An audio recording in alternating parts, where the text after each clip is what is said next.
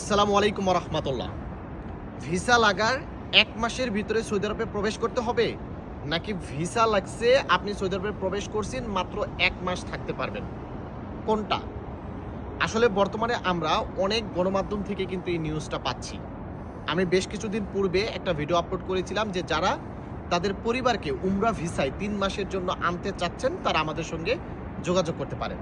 তো ওই ভিডিওটাতে অনেকেই কমেন্টস করতেছে যে ভাই 3 মাস তো আর রাখা যাবে না, মাত্র 1 মাস রাখা যাবে। বিভিন্ন গণমাধ্যম বলতেছে ভিসা লাগছে, ভিসা লাগার 1 মাসের ভিতরে সৌদি আরবে প্রবেশ করতে হবে।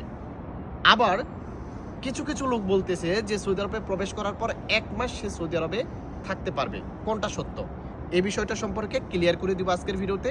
ধৈর্য সহকারে সম্পূর্ণ ভিডিওটি দেখার অনুরোধ করতেছি। তো এতক্ষণ পর্যন্ত আমি যে ভিসাগুলোর কথা বললাম সেটা হচ্ছে উমরা ভিসা।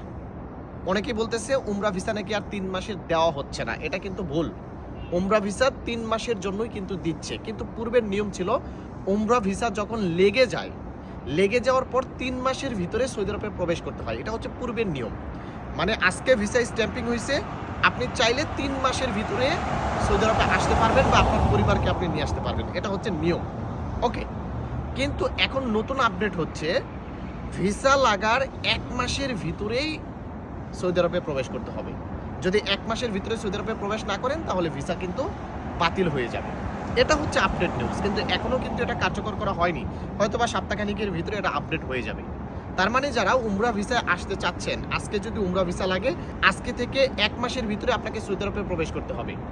যদি 1 মাস অতিবাহিত হয়ে যায় তাহলে ভিসাটা কিন্তু বাতিল হয়ে যাবে। আর সৌদি আরবে প্রবেশ করার পর যেদিন ইমিগ্রেশন শেষ হবে ওই দিন থেকে আপনি 90 দিন পর্যন্ত স্টে করতে পারবেন সৌদি আরবে।